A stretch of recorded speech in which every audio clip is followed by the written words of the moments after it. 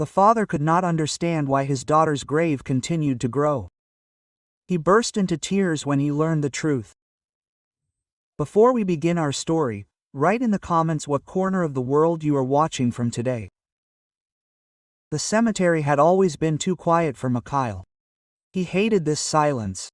He hated that the world around him was moving forward, and he was stuck in the past. Every step on the gravel piece became more and more difficult. His black patent leather shoes crunched on the pebbles, as if reminding, he is carrying a burden that his daughter will never be able to carry again. Mikhail always came here in a black suit. He could not allow himself to appear to his daughter in anything else. For him, this was the last gift to look worthy before her memory. When he approached the grave, his chest tightened. The granite stone coldly and mercilessly kept her name. These letters are so familiar, they cut his heart every time. "My baby," he whispered, touching the coffin with a trembling hand. But suddenly his gaze froze. The earth above the grave was not like the others. It had swelled into a strange mound, smooth and rounded, as if it refused to calm down. Mikhail sat down and ran his hand over the grass. It was too fresh, too green, as if everything had just grown here. "The workers must have screwed something up," he muttered out loud, although there was not a soul around. It was the only way he could drown out the panic that was squeezing his heart. 2 days later, Mikhail returned with a bouquet of white lilies, but the mound had grown higher. The man froze, squeezing the flowers so hard that the stems broke. "No, this is wrong," he whispered. He glanced around the cemeteries, but passers-by walked past. No one noticed anything. Mikhail knelt down and pressed his palm to the ground. The soil was loose and damp, as if it had been dug recently. "Why?" his voice broke. "Why can't you find peace, my daughter?" On the third visit, he couldn't stand it anymore. Seeing the young caretaker with a lawnmower, Mikhail shouted, "Hey, come here, quick." The guy came over, turning off the engine. "What's the matter, sir?" Mikhail pointed to the hill. His hand was shaking. "This grave, it's growing. Look, tell me I'm not going crazy." Quote, the caretaker crouched down and touched the grass. "Sometimes the soil settles or, on the contrary, rises.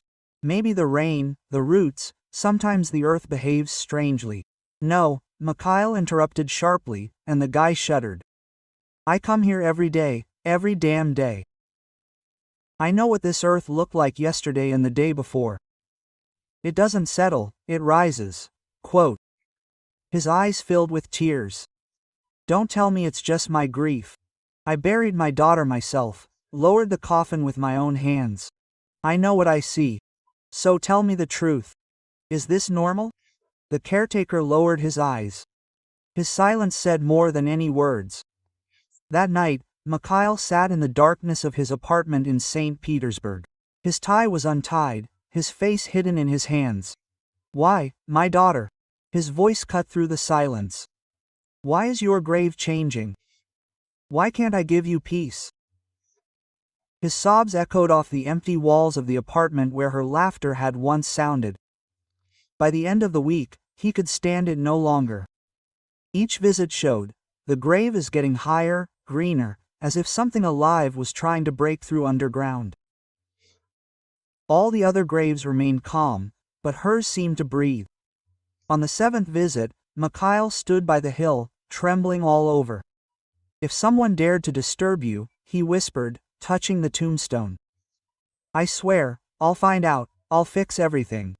Desperation brought him to the cemetery office. Clutching the counter, he said in a firm but trembling voice, "I demand that my daughter's grave be opened." The manager was dumbfounded. "Sir, do you understand what you are saying? This is a very serious statement. As simple as that." "I am her father," Mikhail snapped, and his voice did not waver. Mikhail slammed his fist on the counter. His voice was trembling, but there was an iron determination in it. "I have seen how this grave grows day by day. If you think I am imagining it, come and see for yourself. But I will not allow you to say that this is nonsense. Something is wrong here." The manager, amazed by his pressure, hesitated and finally agreed to send a team to the grave the following week. When the day came, Mikhail was standing at the grave in his black suit. His hands were clasped behind his back so tightly that his knuckles were white. The mound looked bigger than ever, its silent height mocking him. The workers approached with shovels. Their looks betrayed their discomfort. The young caretaker, who had seen this grave before, avoided Mikhail's piercing gaze.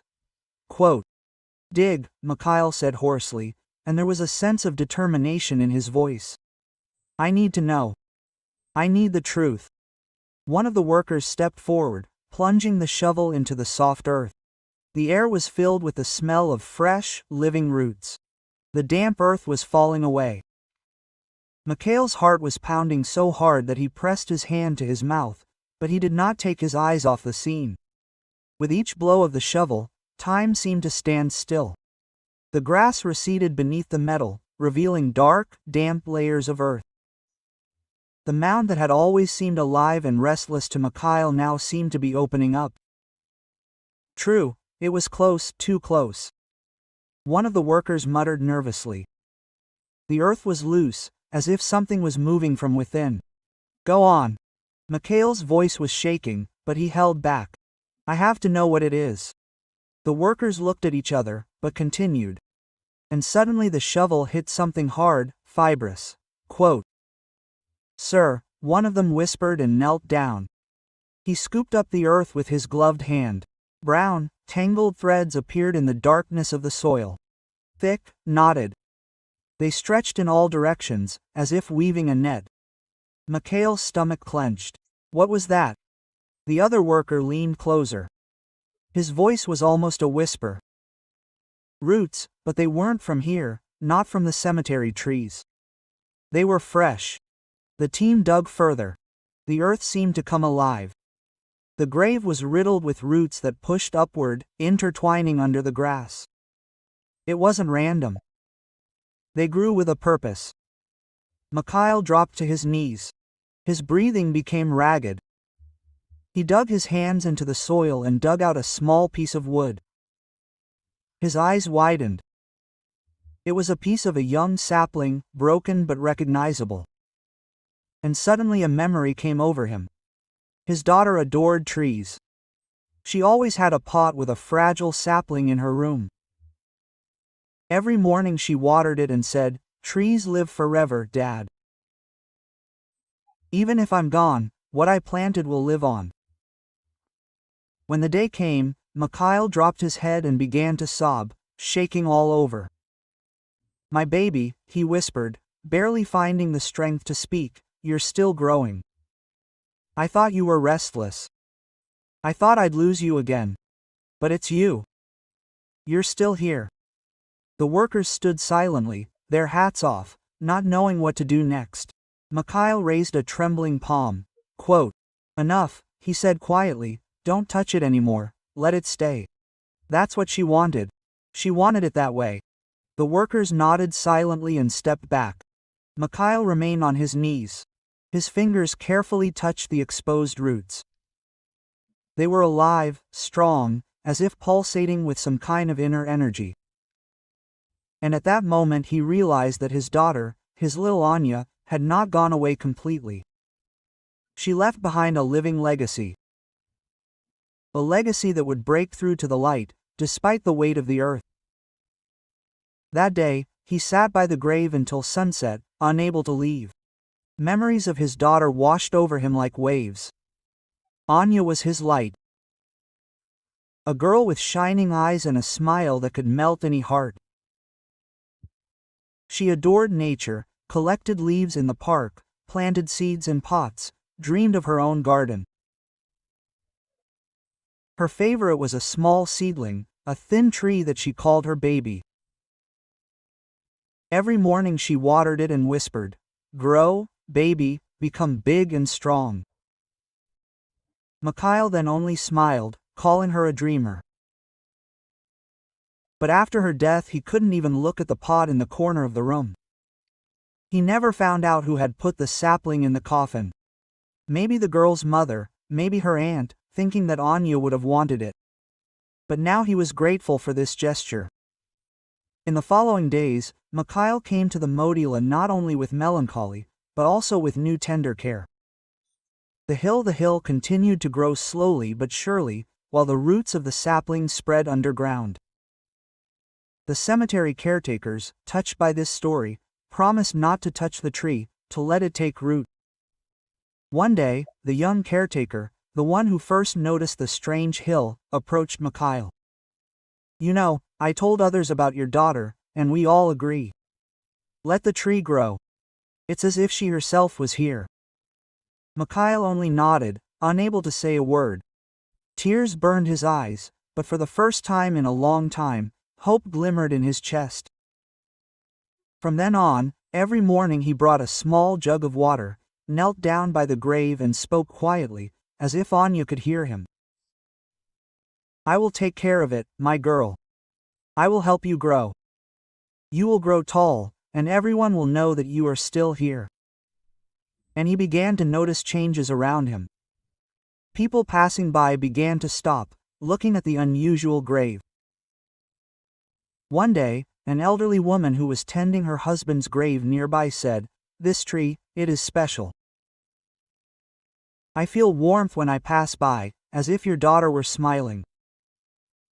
Her words touched Mikhail deeply. He realized that this tree was not only a memory of the bathhouse. It was her gift to the world. Months passed, and a thin shoot broke through the ground, reaching for the sky. Seeing it, Mikhail began to cry and carefully touched the fragile stem. It was her way of keeping her promise. Even after leaving, she left a piece of life that would live forever. He spent hours at the grave, telling Anya everything. About how the sun shines brighter, how the birds sing louder, as if welcoming her shoot. A year later, it was already a young tree with thin branches swaying in the wind. Mikhail brought a wooden plaque and attached it to the base. It was carved, "Anya, you live forever." The caretakers helped strengthen the earth around it so that the tree could grow without interference. One day, a boy of about 10 years old came up to him with his mother. Quote, "Is it true that this tree is your daughter's?" he asked curiously. Mikhail smiled for the first time in many years. Not really, but it was his gift. She loved trees, and this is her way of staying with us. The boy's mother quietly added, "My son always asks to come here. He says it's peaceful here. Thank you." These words became an unexpected consolation for Mikhail. He realized that through this tree his daughter gave warmth to other people. The cemetery, which had previously seemed cold and dead, came to life thanks to her legacy.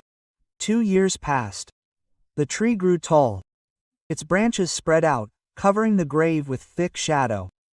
In the summer, it bloomed with white flowers that fell to the ground like snowflakes. People came, sat under its crown, brought flowers, left notes. One of them read, "Thank you, Anya, for the beauty." Mikhail read these words with tears of gratitude. He no longer felt lonely. Every day, watering the tree, he talked to his daughter. He knew she could hear. And one day, standing under her tree, he looked at the sky. The branches rustled quietly, as if whispering with the wind, "You kept your promise, my girl. You're still here, and so am I." If this story touched your heart, please support me with a like and a subscription. It only takes a second, but for me your support is a huge incentive to continue creating. Thank you and see you soon. Why?